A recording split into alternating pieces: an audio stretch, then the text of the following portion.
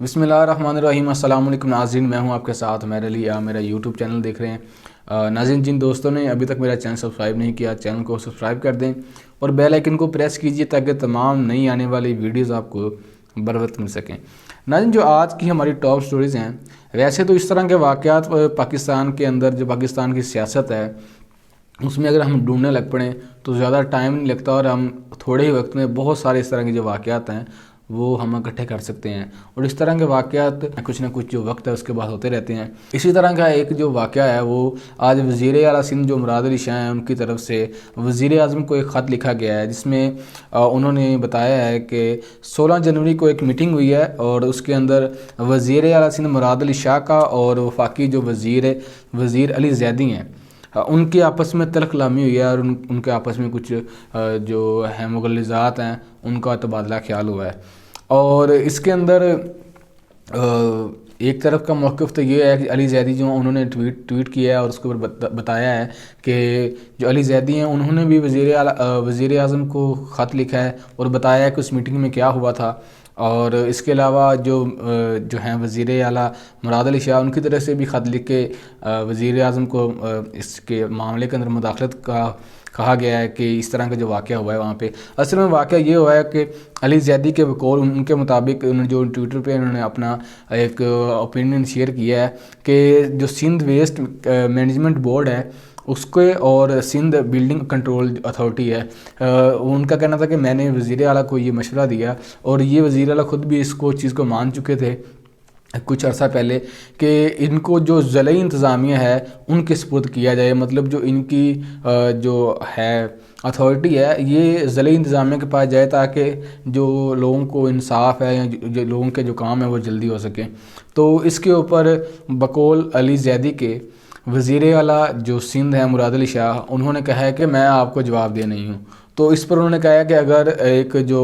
صوبائی اسمبلی میں ایک الیکٹ ہو کے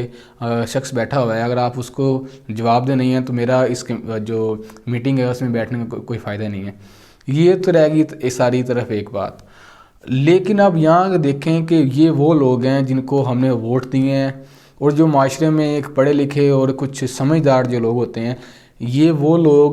الیکٹ ہوتے ہیں اور اس کے بعد جا کے اسمبلیوں میں اور ایوانوں میں بیٹھتے ہیں۔ یہ ان کا کیلیبر ہے اور یہ ان لوگوں کی حالت ہے۔ عوام، کراچی کی عوام گندگی میں مرے، وہاں پہ نالوں کے اندر کچرا جتنا مرضی پڑا رہے، عوام وہاں پہ جو کسی کو کھانا نہیں مل رہا وہ بھوکے سوئیں، کسی کو کوئی پرواہ نہیں ہے۔ اور کراچی جو ہے وہ پچھلے کافی سالوں سے ایک گندگی کا جو منظر پیش کیا جاتا ہے اس کے اندر کچھ علاقے ہیں جو جہاں پہ صفائی ہے، باقی جو آپ جو اب اندرون چلے جائیں گے تو وہاں پہ آپ کو جو کراچی کی اصل حالت ہے وہ نظر آ جائے گی۔ لیکن ان لوگوں کو اس آپ کے مسائل سے کچھ نہیں ہے، ان کو تو اپنی ایگو اور اپنی جو ان کی ضد ہیں، اور مجھے تو حیرانگی ہوتی ہے کہ ہم ایسے لوگوں کو ووٹ کر کے الیکٹ ہی کیوں کرتے ہیں۔ اب دیکھتے ہیں کہ وزیر اعظم عمران خان صاحب یہ جو ایشو ہے اس کو کس طرح لیتے ہیں اور یہ جو خطوط ہے ان کا جو جواب ہے وہ کس طرح دیتے ہیں۔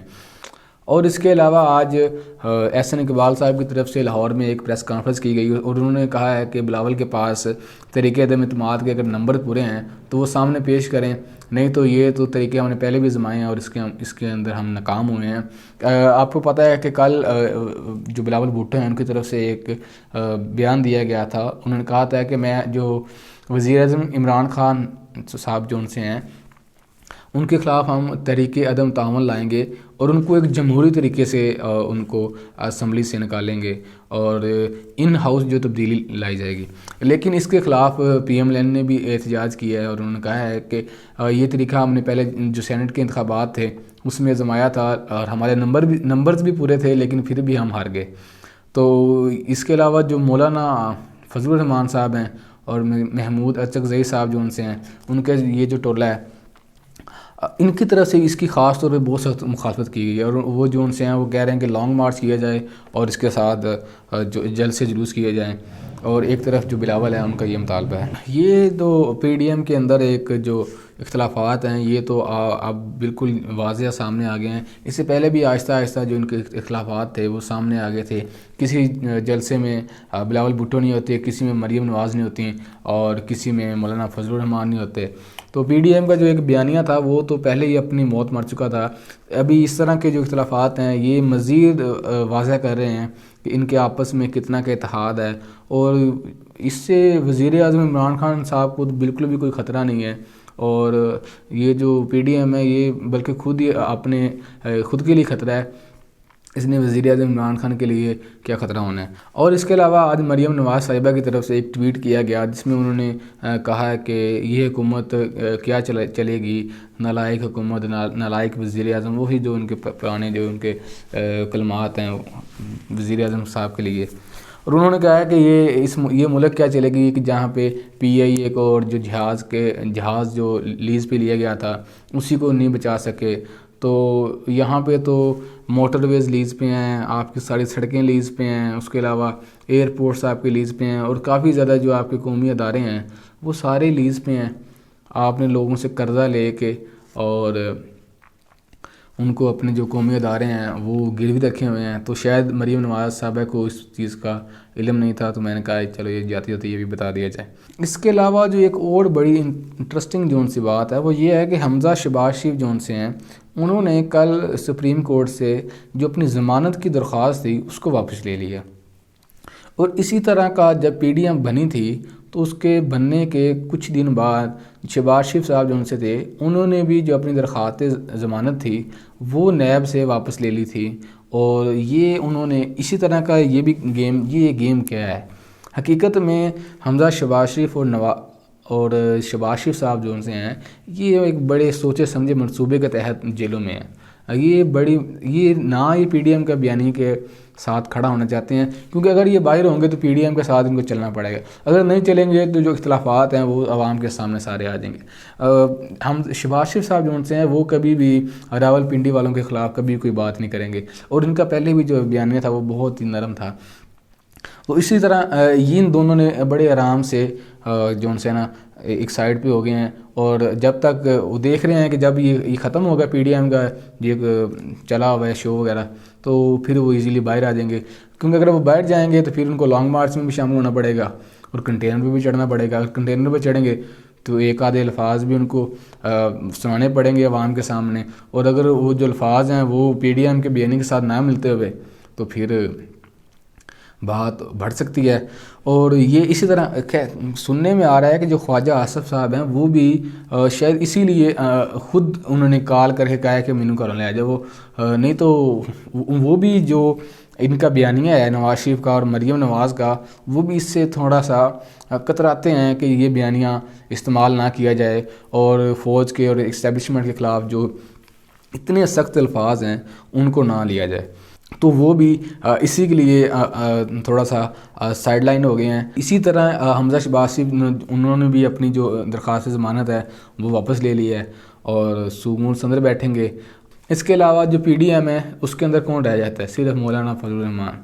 اور وہ گھومتے رہیں سڑکوں کے اوپر, ان کے پاس 5-6 سیٹیں ہیں, تو اس کے علاوہ وہ کیا کریں گے.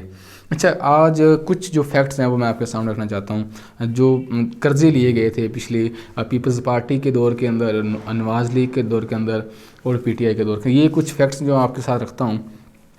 کہ پیپلز پارٹی کے جو دور تھا اس کے اندر تقریباً 8,000 ارب جو قرضہ تھا وہ لیا گیا تھا, جس کو اگر ہم پر ڈے مطلب یومیہ کے حساب سے دیکھیں تو 4 ارب 60 کروڑ روپیہ پر ڈے کے حساب سے انہوں نے قرضہ لیا.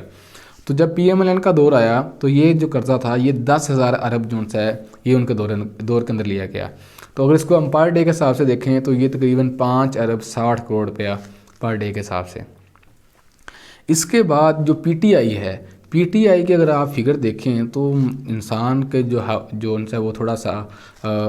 پریشان ہو جاتا ہے, کیونکہ یہ جو فگر ہیں یہ